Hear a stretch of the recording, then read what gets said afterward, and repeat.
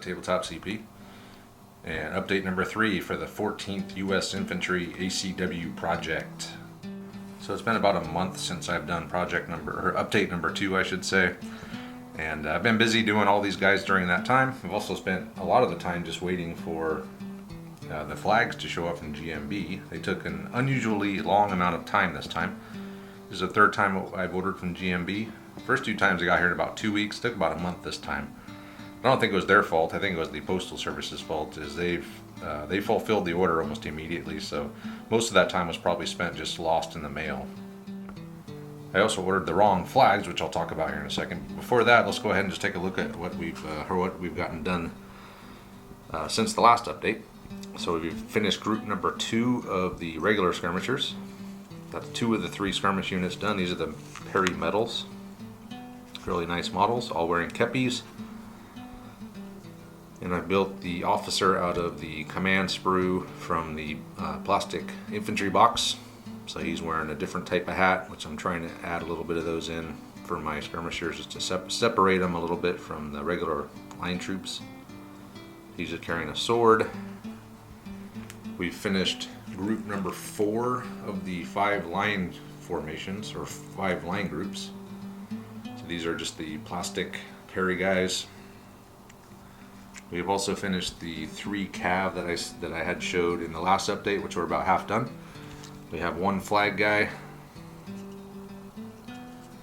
We have the officer, and he is on the white horse, of course, which I always put my leaders on white horses just to help me pick them out a little bit easier. And then we just have a regular trooper with a carbine on a black horse. Lastly, we have the command group. So I got the big man and a bunch of other stuff for command. So the big man here, no name yet, but we'll find a name for him soon enough. He's the General Meade model. I thought he looked pretty darn cool for a big man, so he is going to be our big man. And then the rest of the command group, we have 1 drummer for a musician. Really nice model. We have an officer. He will serve as a level 2 officer, commanding a smaller formation of line troops in big games, or possibly he could play the big man himself in smaller games. 2 sergeants. One of them, although, is wearing 2 corporal stripes, so I don't think he's a sergeant, but he will be run as a sergeant in the game. And this is a real sergeant with 3 stripes here. Gave him some white hair, make him look a little bit older. And then the 2 flag guys. So one of the flags I got, and that was Old Glory here. I did replace the pole with a brass rod, and I clipped the eagle off of the old bendy rod that came with the command sprue, and green stuffed it to the top of the pole. I'm not very good at green stuff, I'll tell you that, so I put it on there, kind of in a little ball, let it harden, and then I shaved it down to make it look like the eagle was standing on a pedestal. Probably be pretty damn heavy, I'm sure, if you had to carry that, but it was the only way I could get it to stick reliably. This guy, he should have the regimental flag, but I did not order a regimental flag. I ordered 2 American flags and then 5th Corps flags for some reason. And it wasn't until later that I realized 5th Corps flags, which are these, are not really much use in a game of sharp practice for the scale that we're covering in this game. Although there's no reason why some rebels couldn't sneak around the end of the line or through the line and attack the Corps headquarters or division headquarters, I don't think. So maybe these could come in handy for something. But really I need the regimental flag, which I didn't get, but I have ordered some. So they should be here hopefully at least in 1 month. So this guy here, his flagpole, I did just glue that spike right onto the top with super glue. And I should have tried that with the eagle, but I did that first, and then after I saw the way it looked, I decided I was going to just try it and glue it straight on, and it seems to be fine, just super glued straight onto the pole. So that is what I have done since the last update. And here is the force so far as it stands. So it's getting pretty close. We could definitely play a game with these right now if we wanted to. We have more than enough to do a game.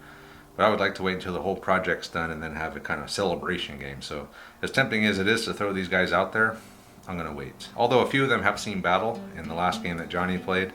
I think this group of skirmishers here was in that game. So they snuck off and got some combat experience in before the rest of the guys did, but that's fine. So we got, let's see, what do we have left to do? We got the 2 groups. So then we have the Burdan sharpshooters to do. That'll finish off the skirmishers. We have 4 groups of line out of 5 planned. Now my buddy Steve, he said that he's sending me a bunch of more Union troops in greatcoats this time as the Irish regiment. So that is not part of the plan. It was not part of the plan when I did this, but I'll do them. I'll paint them up and I'll add them in, but they're going to have to wait until after I finish with the 14th. And then I'll maybe mix them in. I don't know. But it'll be cool. I do like the look of those greatcoat wearing troops. 6 of the 9 cavalry are done. And then the command group is done and the big man. So left I have 1 group of line, 1 group of skirmishers, 3 cav, the dismounted cav, the horse holders, and the cannon. And on the bench right now I have 3, the last of the 3 cav, primed, based, and ready to start painting. I've also taken a little break from ACW to work on some German stuff. So these guys are going to be support for my winter German army. I got a Panzer IV, and I got the skirts over there. It's a little shiny as I've just painted it up and covered it with hairspray. I'm going to use the hairspray technique to do the whitewash.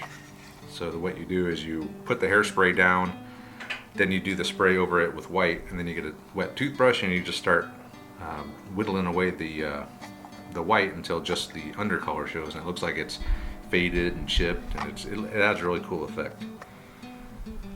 And I've got this light howitzer that I've also built, and the howitzer is going to get the whitewash as well. So I have done a few more things outside of ACW during this last month. I ordered this thing like a year ago from the store down at Ogre's Den. And that was right at the start of the pandemic, over a year ago. And I finally got it like a month ago. That's how long it took Warlord to fulfill that order when ordered from the store. Overall, I'm very happy with the progress of the Army so far. And I think another month I'll be really close to being done. Especially if I really buckle down on it and not do any side projects like World War II stuff. But every now and then, you got to cleanse the palette a little bit of the blue and black and just kind of boringness of doing a Union Civil War army.